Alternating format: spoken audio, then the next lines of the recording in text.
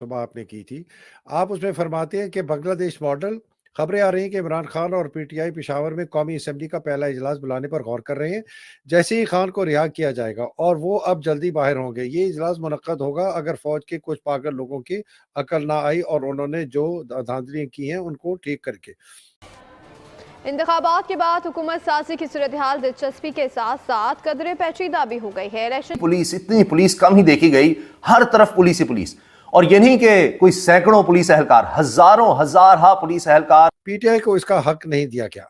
यही कुछ बांग्लादेश में भी हुआ था और पहला इजलास ढाका में अवामी लीग ने बुलाया था जिस पर फौजी अकड़ गए और आखिर मुल्क को ही तोड़ दिया। जीडीए के सरबराह पीर साहब पगाड़ा ने इंतखाबी नताइज मुस्तरद कर दी और दावा किया कि उन्हें कहा गया था कि आसिफ अली जरदारी के साथ इत्तेहाद कर लें, सीटें मिल जाएंगी।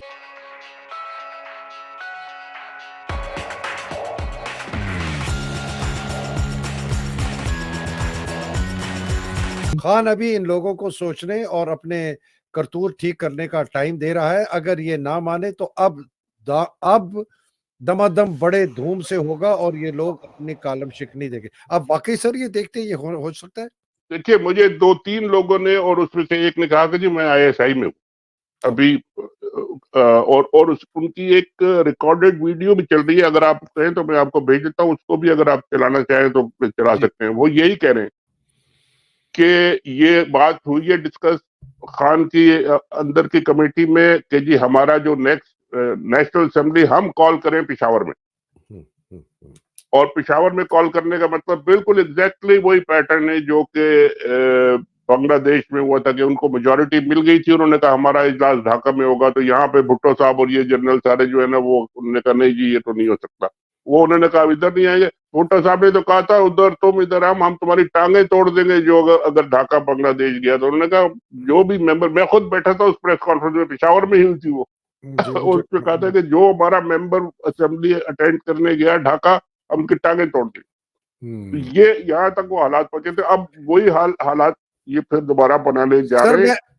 जी जी जी जी और sir ji ji ji ji please आप बोले जी, चले। नहीं, मैं सिर्फ ये कह रहा हूँ कि मुझे ना सर ये आपकी जब भी मैंने ये पढ़ा पहले भी, फिर आपने कहा ना कि आईएसआई के बंदे ने मुझे बताया, मैं कहता हूँ सर ये मेरी नजर में एक बहुत बड़ा डिसेप्शन है।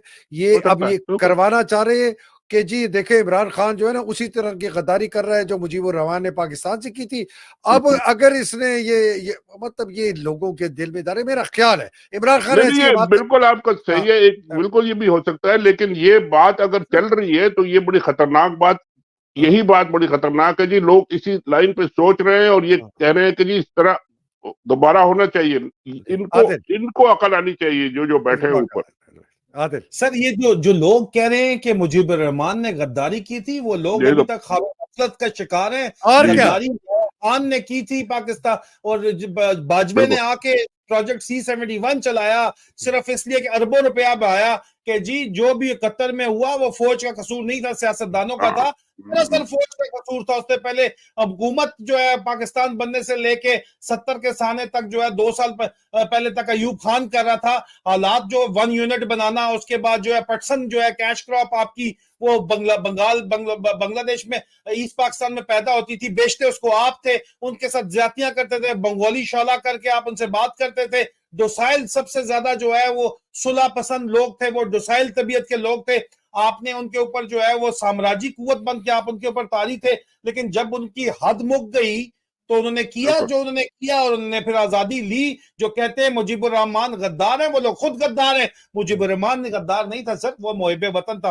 वो तो रोता ये था। बात आपकी बिल्कुल ठीक है। और ये यहाँ की जो पॉलिसीज थी पाकिस्तान, वेस्ट पाकिस्तान में जो जिन्होंने फौजियों ने, खासकर फौजियों ने जो बनाई थी, और भुट्टो तो उनके हाथों में एक वो था, और भुट्टो को फिर मौका मिल गया कि जी मैं पूरे वेस्ट पाकिस्तान का प्रेसिडेंट हो जाऊंगा, जाओ जाने दो, गोली मारो इनको। तो ये अब ये नहीं हो सकता सर, अब ये नहीं हो सकता। और अगर अब ये हुआ तो ये फौज फिर पंजाबी पुलिस तो ऑलरेडी बन चुकी है हमारी फौज। मैंने एक ट्वीट पे थोड़ी देर पहले लिखा था, उसपे कोई मेरे ख्याल 1 मिलियन से ज्यादा व्यूज भी हो चुके हैं कि जी अब अगर इस तरह का इन्होंने सिचुएशन क्रिएट की तो फिर अटक जो है ना, ये पंजाबी पुलिस और ये फौज का आखिरी स्टॉप होगा। अटक से फिर इधर कोई नहीं आ सकेगा।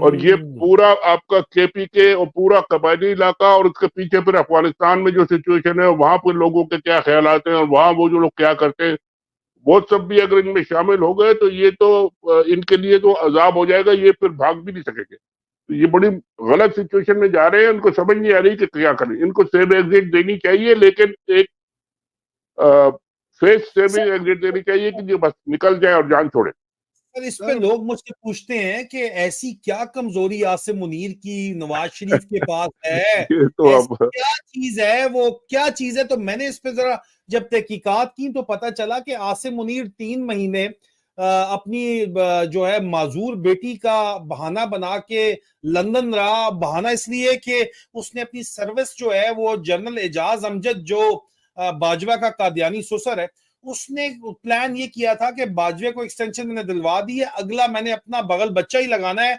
और ये इसका बगल बच्चा था घर का, इसके जो है इसकी खुशामद करना, इसके बेटे के हैदर अमजद को जो है उसको उठाना, उसका कैरियर बनाना, ये सारा इसने आसिम मुनीर ने किया था। तो इसने उसको कहा कि ये तो कैलकुलेशन तो इनकी बड़ी आगे की होती हैं कि तुम सर्विस आगे करने का तरीका ये कि 3 महीने के लिए तुम गायब हो जाओ, सर्विस जो है वो अनपेड लीव लेके गायब हो जाओ, वो सर्विस काउंट ही नहीं होगी तुम्हारी। तो इसने अपनी बेटी का बहाना करके ये लंदन आ गया, इलाज का बहाना करके।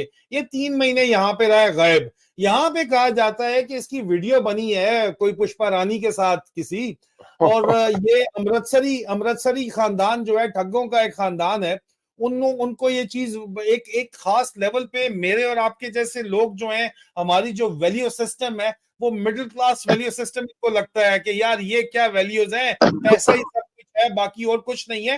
वो उस तरह के बिलीफ सिस्टम वाले लोग स्पेशली उन्होंने इसको टारगेट किया। उस कादियानी ससुर जो है बाजवे का, उसके कहने के ऊपर कि इसको काबू कर लो, इसको काबू किया गया, वेला फेरा था, इसको काबू करके इसकी वीडियो बनाई गई और वीडियो इसको फिर बाद में जो है दिखाई भी गई कि अगर तू अपने वादे से मुकरा कभी, क्योंकि इसको रिटायरमेंट के बाद आर्मी चीफ बनाने का वो भी नवाज शरीफ ने बनाया, तो उसको बताया गया कि अगर तू मुकरा तो फिर ये वीडियो जो है ये फैला दी जाएगी। और जो सर बेसिकली वैसे तो स्वार्थो जैसे लोग होते हैं इंडोनेशिया के, वो तो कहते हैं कि ये तो मुझे एक कॉपी भी दे दो वीडियो की, मेरी परफॉर्मेंस बहुत जबरदस्त है। लेकिन इस तरह के लोग जो आए होते हैं लोअर मिडिल क्लास से, वो उनका बहरहाल वैल्यू सिस्टम होता है, उनको इस किस्म की बदनामी का बड़ा डर होता है कि पता नहीं क्या हो जाएगा क्या नहीं हो जाएगा। सर सर वीडियो की तलवार लटक रही है और ये मास्टर प्लानर फिर जनरल एजाज अमजद ही है पीछे इस सारी गेम का।